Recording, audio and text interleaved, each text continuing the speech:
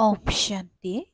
আজিৰ তাৰিখ 17 জুলাই 2025 বৰ্ষ। প্ৰাতঃ মুৰলী বাপদাদা মধুবন। আজিৰ পিতাৰ অমৃতবাণী হৈছে, মৰমৰ সন্তানসকল, উচ্চ হ'বলৈ হ'লে সদায় নিজৰ খতিয়ান চোৱা। কোনো কৰ্মেন্দ্ৰিয়ই যাতে প্ৰতাৰণা নকৰে। এই দুচকু বহুত প্ৰতাৰক, ইয়াৰ পৰা সাৱধান হোৱা। এই দুচকু বহুত প্ৰতাৰক, ইয়াৰ পৰা সাৱধান হোৱা। আৰু আজিৰ প্ৰশ্ন, সকলোতকৈ বেয়া অভ্যাস কোনটো? তাৰ পৰা ৰক্ষা পোৱাৰ উপায় কি? পিতাই উত্তৰত কৈছে, সকলোতকৈ বেয়া অভ্যাস হ'ল জিভাৰ সোৱাদ। কিবা ভাল বস্তু দেখিলে তেতিয়া লুকুৱাই খাই দিব। লুকুওৱা অৰ্থাৎ চুৰ কৰা।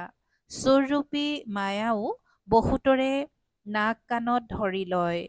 চোৰৰূপী মায়ায়ো বহুতৰে নাক কাণত ধৰি লয়।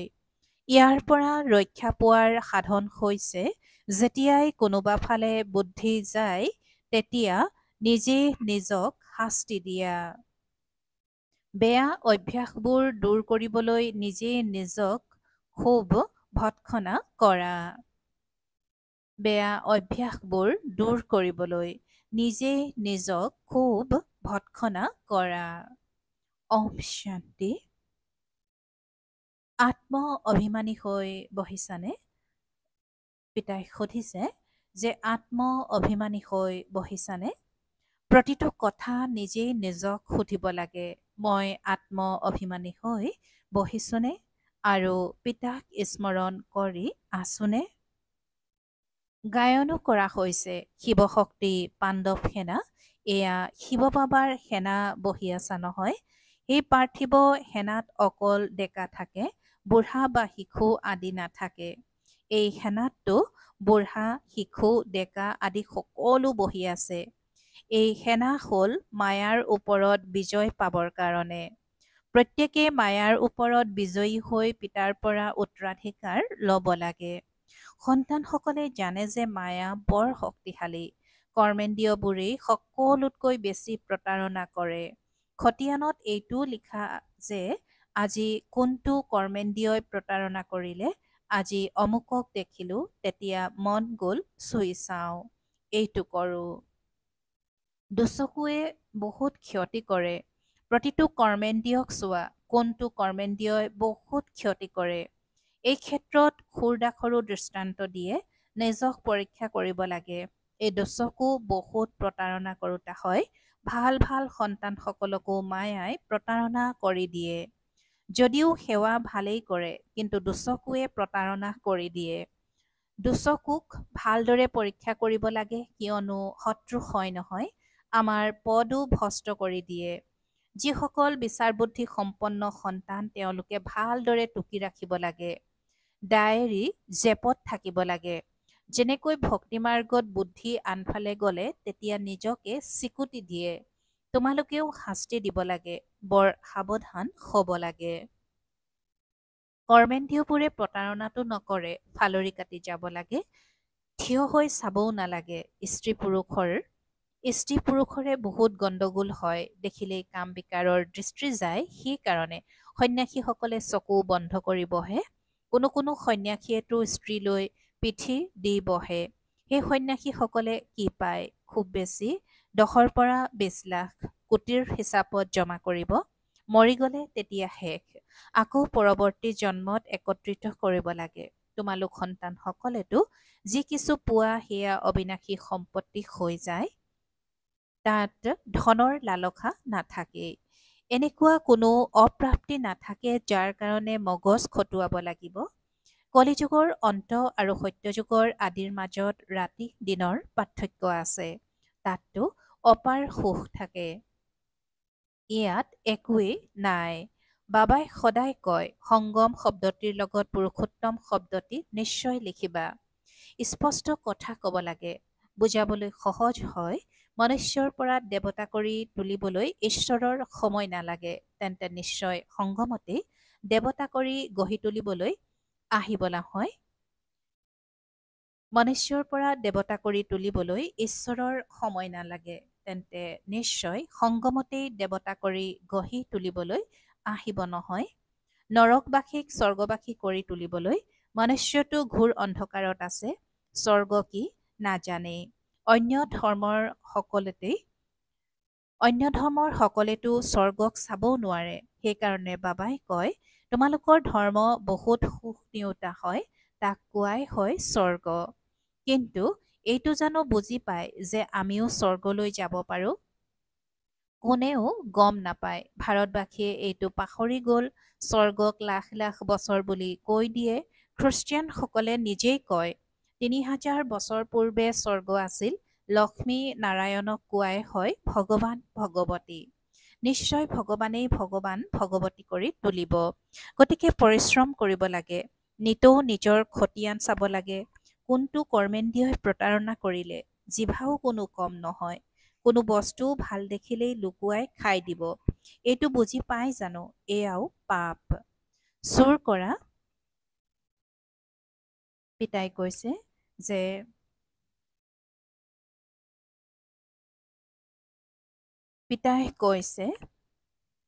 নিশ্চয় ভগৱানেই ভগৱান ভগৱতী কৰি তুলিব। গতিকে পৰিশ্ৰম কৰিব লাগে, নিতৌ নিজৰ খতিয়ান চাব লাগে। কোনটো কৰ্মেন্দ্ৰিয়ই প্ৰতাৰণা কৰিলে জিভাও কোনো কম নহয়। কোনো ভাল বস্তু দেখিলেই লুকুৱাই খাই দিব। এইটো বুজি পাই জানো? এয়াও পাপ। চুৰ কৰা নহ'ল জানো? তাকো শিৱ বাবাৰ যজ্ঞৰ পৰা চুৰ কৰাটো বহুত বেয়া।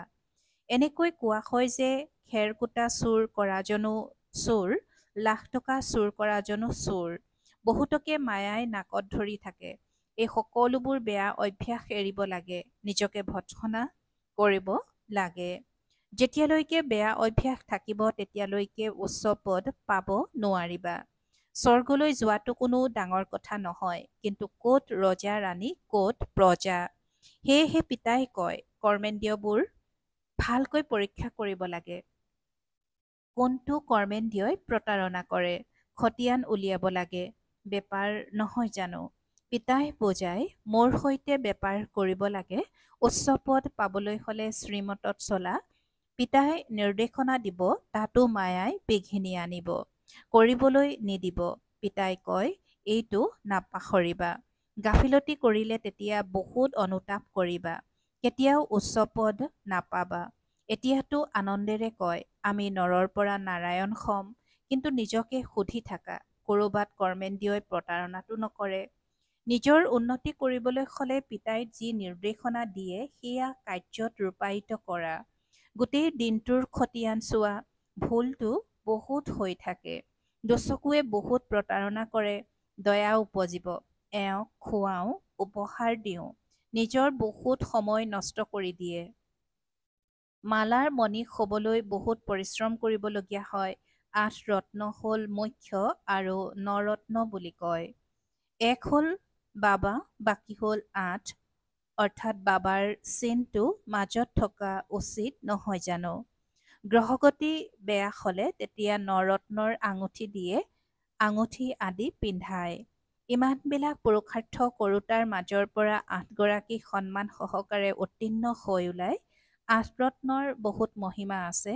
দেহ অভিমানত আহিলে কৰ্মেন্দ্ৰিয়ই বহুত প্ৰতাৰণা কৰে। ভক্তিটো চিন্তা থাকে নহয়, ভক্তিটো চিন্তা থাকে নহয়। শিৰত পাপ বহুত আছে। দান পুণ্য কৰিলে তেতিয়া পাপ খণ্ডন হ'ব।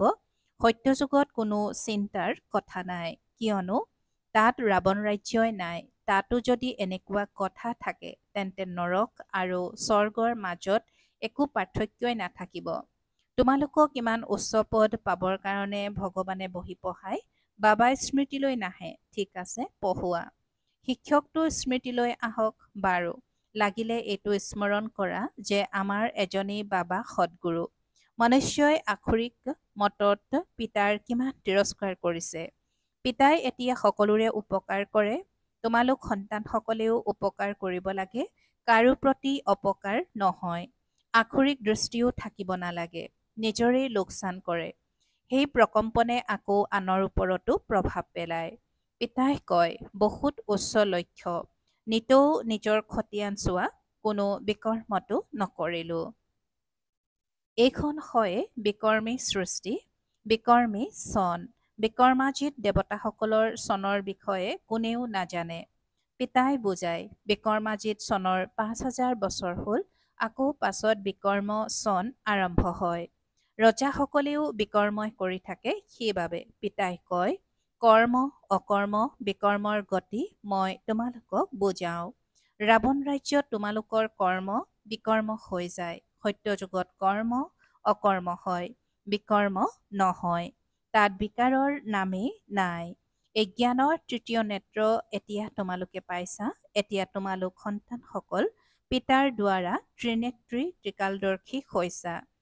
কোনো মনুষ্যই ত্ৰিনেত্ৰী ত্ৰিকালদৰ্শী কৰি তুলিব নোৱাৰে। তোমালোকক গঢ়ি তোলোতাজন হৈছে পিতা। প্ৰথমে যেতিয়া আস্তিক হবা, তেতিয়া ত্ৰিনেত্ৰী ত্ৰিকালদৰ্শী হবা। গোটেই ড্ৰামাৰ ৰহস্য বুদ্ধিত আছে। মূল লোক, সূক্ষ্ম লোক, চোৰাশীৰ চক্ৰ সকলো বুদ্ধিত আছে। আকৌ পাছৰ ফালে অন্য ধৰ্ম আহে, বৃদ্ধি হৈ গৈ থাকে। সেই ধৰ্ম প্ৰতিষ্ঠাপকসকলক গুৰু বুলি কোৱা নহ'ব। সকলোৰে সদগতি কৰোতা সদগুৰু এজনেই। বাকী তেওঁলোক কোনো সদগতি কৰিবলৈ আহে জানো? তেওঁলোক হ'ল ধৰ্ম প্ৰতিষ্ঠাপক। যীশুখ্ৰীষ্টক স্মৰণ কৰিলে সদগতি হ'ব জানো?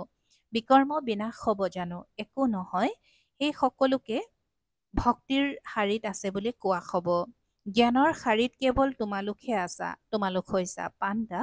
সকলোকে শান্তিধাম সুখধামৰ ৰাস্তা দেখুৱাই দিয়া আৰু পিতাও হৈছে মুক্তিদাতা, মাৰ্গদৰ্শক। সেই পিতাক স্মৰণ কৰিলেহে বিকৰ্ম বিনাশ হ'ব। এতিয়া তোমালোক সন্তানসকলে নিজৰ বিকৰ্ম বিনাশ কৰাৰ পুৰুষাৰ্থ কৰি আছা। গতিকে তোমালোকে ধ্যান দিব লাগে যে এফালে পুৰুষাৰ্থ আৰু আনফালে যাতে বিকৰ্ম হৈ নাথাকে। পুৰুষাৰ্থৰ সমানে সমানে বিকৰ্মও যদি কৰা, তেন্তে ১০০ গুণ হৈ যাব। যিমান দূৰ সম্ভৱ বিকৰ্ম নকৰিবা, নহ'লে আৰু বাঢ়ি যাব। নামো বদনাম কৰিবা। যিহেতু এইটো জানা যে ভগৱানে আমাক পঢ়ায়, গতিকে পুনৰ কোনো বিকৰ্ম কৰিব নালাগে। সৰু চুৰি বা ডাঙৰ চুৰি পাপটো হৈ যায় নহয়। এই দুচকুৱে বহুত প্ৰতাৰণা কৰে। বাবাই সন্তানসকলৰ চলনৰ পৰা বুজি যায়, কেতিয়াও খেয়ালো আহিব নালাগে যে এওঁ মোৰ স্ত্ৰী, আমি ব্ৰহ্মা কুমাৰী শিৱ বাবাৰ নাতি। আমি বাবাৰ ওচৰত প্ৰতিজ্ঞা কৰিছোঁ, ৰাখি বান্ধিছোঁ, আকৌ দুচকুৱে কিয় প্ৰতাৰণা কৰে। স্মৃতিৰ বলেৰে যিকোনো কৰ্মেন্দ্ৰিয়ৰ প্ৰতাৰণাৰ পৰা ৰক্ষা পাব পাৰা, বহুত পৰিশ্ৰম কৰিব লাগে। পিতাৰ নিৰ্দেশনা কাৰ্যত ৰূপায়ণ কৰি খতিয়ান লিখা স্ত্ৰী পুৰুষেও পৰস্পৰ এয়াই কথা পাতা। আমিতো বাবাৰ পৰা পুৰা উত্তৰাধিকাৰ ল'ম, শিক্ষকৰ পৰা পুৰা পঢ়িম। এনেকুৱা শিক্ষক কেতিয়াও পাব নোৱাৰা, যিয়ে বেসদৰ জ্ঞান দিয়ে। লক্ষ্মী নাৰায়ণেই নাজানে, তেনে স্থলত তেওঁলোকৰ পাছত অহাসকল কেনেকৈ জানিব পাৰিব? পিতাই কৈছে যে স্ত্ৰী পুৰুষেও পৰস্পৰ এয়াই কথা পাতা। আমিতো বাবাৰ পৰা পুৰা উত্তৰাধিকাৰ ল'ম, শিক্ষকৰ পৰা পুৰা পঢ়িম। এনেকুৱা শিক্ষক কেতিয়াও পাব নোৱাৰো, যিয়ে বেসদৰ জ্ঞান দিয়ে। লক্ষ্মী নাৰায়ণেই নাজানে, তেনেস্থলত তেওঁলোকৰ পাছত অহাসকলে কেনেকৈ জানিব পাৰিব? পিতাই কয়, এই সৃষ্টিৰ আদি মধ্য অন্তৰ জ্ঞান কেৱল তোমালোকেহে সংগমত জানা। বাবাই বহুত বুজাই, এইটো কৰা, এনেকৈ কৰা। আকৌ ইয়াৰ পৰা উঠি গ'লেই শেষ। এইটো নুবুজে যে শিৱ বাবাই আমাক কয়, সদায় বুজিবা। শিৱ বাবাই কয়, এওঁৰ অৰ্থাৎ ব্ৰহ্মাৰ ফটোও নাৰাখিবা। এই ৰথটো ঋণত লৈছো। এওঁ পুৰুষাৰ্থী। এওঁ কয়, মই বাবাৰ পৰা উত্তৰাধিকাৰ লৈ আছো তোমালোকৰ নিচিনাকৈ। এওঁ বিদ্যাৰ্থী জীৱনত আছে। আগলৈ গৈ তোমালোকৰ মহিমা হ'ব। এতিয়াতো তোমালোকে পূজ্য দেৱতা হ'বৰ কাৰণে পঢ়া, পাছত সত্যযুগত তোমালোক দেৱতা হবাগৈ। এই সকলোবোৰ কথা পিতাৰ বাহিৰে অন্য কোনেও বুজাব নোৱাৰে। ভাগ্যত নাথাকিলে সংশয় জাগে শিৱ বাবাক কেনেকৈ আহি পঢ়াব। মই নামানো। যদি নামানেই তেন্তে শিৱ বাবাক স্মৰণ কেনেকৈ কৰিব? বিকৰ্ম বিনাশ হ'ব নোৱাৰে। এই সকলো ক্ৰমানুসাৰে ৰাজধানী স্থাপনা হৈ আছে। দাস দাসীও লাগে নহয়। ৰজাসকলে দাসীবিলাককো যৌতুক হিচাপে পায়। ইয়াতে ইমান দাসী ৰাখে তেন্তে সত্যযুগত কিমান থাকিব? এনেকুৱা ঢিলা পুৰুষাৰ্থ কৰিব লাগে জানো যে গৈ দাস দাসী হওঁ? বাবাক সুধিব পাৰা, বাবা এতিয়া মৰি গ'লে কি পদ পাম? বাবাই তৎক্ষণাৎ কৈ দিব, নিজৰ খতিয়ান নিজেই চোৱা। শেষত ক্ৰমাতীত অৱস্থা হৈ যাব। এয়া হ'ল প্ৰকৃত উপাৰ্জন। সেই উপাৰ্জনত ৰাতি দিন কিমান ব্যস্ত হৈ থাকে। কোম্পানীৰ অংশ বেচা-কিনা কৰা লোকসকলে এহাতে আহাৰ গ্ৰহণ কৰি থাকে আৰু আনখন হাতেৰে ফোনত ব্যৱসায় চলাই থাকে। এতিয়া কোৱা, এনেকুৱা মনুষ্য জ্ঞানত চলিব পাৰিবনে? কয়, মোৰ আজৰি ক'ত হেৰা। সঁচা ৰাজ্যভাগ্য পোৱা যায়। পিতাক কেৱল স্মৰণ কৰা, তেতিয়া বিকৰ্ম বিনাশ হ'ব। অষ্ট দেৱতা আদিকো স্মৰণ কৰে নহয়। তেওঁলোকৰ স্মৃতিৰেতো একো প্ৰাপ্তি নহয়। বাবাই বাৰে বাৰে প্ৰতিটো কথাৰ ওপৰত বুজাই থাকে, যাতে পাছত এনেকৈ কোনেও ক'ব নোৱাৰে যে অমুক কথাটিৰ ওপৰতো বুজোৱা নাই। তোমালোক সন্তানসকলেও বাৰ্তাও সকলোকে দিব লাগে। এৰোপ্লেনৰ পৰাও প্ৰচাৰ পত্ৰিকা পেলাবলৈ চেষ্টা কৰিব লাগে। পিতাই কৈছে, তোমালোক সন্তানসকলে বাৰ্তাও সকলোকে দিব লাগে। এৰোপ্লেনৰ পৰাও প্ৰচাৰ পত্ৰিকা পেলাবলৈ চেষ্টা কৰিব লাগে। তাত লিখা শিৱ বাবাই এনেকৈ কয়, ব্ৰহ্মাও শিৱ বাবাৰ সন্তান প্ৰজাপিতা হয় যেতিয়া তেওঁ পিতা আৰু এওঁ পিতা। শিৱ বাবা বুলি ক'লেই বহুত সন্তানৰ প্ৰেমৰ চকুলো নিগৰি আহে। কেতিয়াও দেখাই নাই, লিখে বাবা কেতিয়া আহি আপোনাক সাক্ষাৎ কৰিম। বাবা বন্ধনৰ পৰা মুক্ত কৰক। বহুতৰে বাবাৰ আকৌ ৰাজকুমাৰৰো সাক্ষাৎকাৰ হয়। আগলৈ গৈ বহুতৰে সাক্ষাৎকাৰ হ'ব। তথাপিও পুৰুষাৰ্থটো কৰিব লাগে নহয়। মনুষ্যৰ মৃত্যুৰ সময়তো কয়, ভগৱানক স্মৰণ কৰা। তোমালোকেও দেখিবা অন্তিম সময়ত খুব পুৰুষাৰ্থ কৰিব, স্মৰণ কৰিবলৈ লাগি যাব। পিতাই ৰায় দিয়ে, সন্তানসকল যি সময় পোৱা সেইখিনি সময়ত পুৰুষাৰ্থ কৰি ঘাটি পুৰাই লোৱা। পিতাৰ স্মৃতিত থাকি বিকৰ্ম বিনাশ কৰা, তেতিয়া পাছত আহিও আগত যাব পাৰিবা। যেনেকৈ ট্ৰেইন পলম হ'লে তেতিয়া ঘাটি পুৰাই লয় নহয়। তোমালোকেও ইয়াত সময় পোৱা, গতিকে ঘাটি পুৰাই লোৱা। ইয়ালৈ আহি উপাৰ্জন কৰিবলৈ লাগি যোৱা। বাবাই ৰায়ো দিয়ে, এনেকৈ কৰা, নিজৰ কল্যাণ কৰা। পিতাৰ শ্ৰীমতত চলা। এৰোপ্লেনৰ পৰা প্ৰচাৰ পত্ৰিকা পেলোৱা, যাতে মনুষ্যই বুজে যে এওঁলোকেতো যথাযথ সঠিক বাৰ্তাই দি থাকে। ভাৰত কিমান বিশাল সকলোৱে গম পোৱা উচিত, যাতে পাছত এনেকৈ নকয় যে বাবা আমিতো গমেই নাপালো। বাৰু, অতি মৰমৰ কল্পৰ পাছত পুনৰাই মিলিত হোৱা সন্তানসকলৰ প্ৰতি মাতা পিতা বাপ দাদাৰ স্নেহপূৰ্ণ স্মৰণ আৰু সুপ্ৰভাত। আত্মিক পিতাৰ আত্মিক সন্তানসকলৰ প্ৰতি নমস্কাৰ আৰু আত্মিক সন্তানসকলৰ আত্মিক মাত পিতা আৰু বাপ দাদাৰ প্ৰতি স্নেহপূৰ্ণ স্মৰণ আৰু সুপ্ৰভাত আৰু নমস্কাৰ। আৰু আজিৰ ধাৰণাৰ বাবে মুখ্য সাৰ। প্ৰথমতে, বিচাৰ বুদ্ধি সম্পন্ন হৈ নিজৰ পৰীক্ষা কৰিব লাগে যে দুচকুৱে প্ৰতাৰণাটো নকৰে। কোনো কৰ্মেন্দ্ৰিয়ৰ বশৱৰ্তী হৈ ওলোটা কৰ্ম কৰিব নালাগে। স্মৃতিৰ বলেৰে কৰ্মেন্দ্ৰিয়ৰ প্ৰতাৰণাৰ পৰা মুক্ত হ'ব লাগে। আৰু দ্বিতীয়তে, এই সঁচা উপাৰ্জনৰ কাৰণে সময় উলিয়াব লাগে। পাছত আহিও পুৰুষাৰ্থৰ দ্বাৰা ঘাটি পুৰাব লাগে। এয়া বিকৰ্ম বিনাশ কৰাৰ সময়, সেইকাৰণে কোনো বিকৰ্ম কৰিব নালাগে। আৰু আজিৰ বৰদান, বালক তথা মালিকৰ পাঠৰ দ্বাৰা নিৰহংকাৰী আৰু নিৰাকাৰী হোৱা। বালক তথা মালিকৰ পাঠৰ দ্বাৰা নিৰহংকাৰী আৰু নিৰাকাৰী হোৱা। আৰু আজিৰ বৰদানৰ ব্যাখ্যা। বালক হোৱা অৰ্থাৎ সদৰ জীৱন পৰিৱৰ্তন হোৱা। কোনোবা যিমানেই ডাঙৰ দেশৰ মালিক নহওক, ধন বা পৰিয়ালৰ মালিক নহওক, কিন্তু পিতাৰ আগত সকলো বালক।